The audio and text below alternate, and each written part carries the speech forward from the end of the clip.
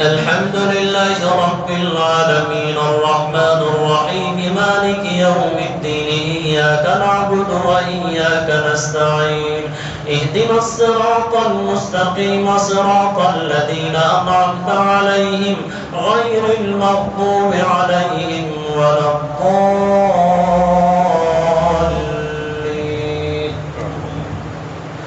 من كان يريد حرث الآخرة نزد له في حرثه ومن كان يريد حرث الدنيا نؤته منها وما له في الآخرة من نصيب أم لهم شركاء شرعوا لهم من الدين ما لم يأذن به الله ولولا كلمة الفصل لقضي بينهم وإن الظالمين لهم عذاب أليم. ترى الظالمين مشفقين مما كسبوا وهو واقع بهم والذين آمنوا وعملوا الصالحات في روضات الجنات لهم ما يشاءون عند ربهم ذلك هو الفضل الكبير.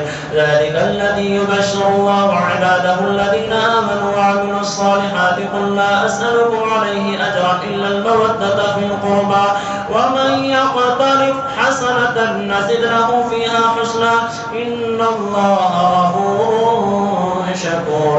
أم يقولون افترى على الله كذبا فإن يشاء الله يختم على قلبك ويمحو الله الباطل ويحق الحق بكلماته إنه عليم بذات الصدور. وهو الذي يقبل التوبة عن عباده ويعفو عن السيئات ويعلم ما تفعلون ويستجيب الذين آمنوا وعملوا الصالحات ويزيدهم من فضله والكافرون لهم عذاب شديد. ولو بسط الله الرزق لعباده لبغوا في الأرض ولكن ينزل بقدر ما يشاء إنه بعباده خبير بصير. وهو الذي ينزل الغيث من بعد ما قنطوا وينشر رحمته وهو الولي الحميد.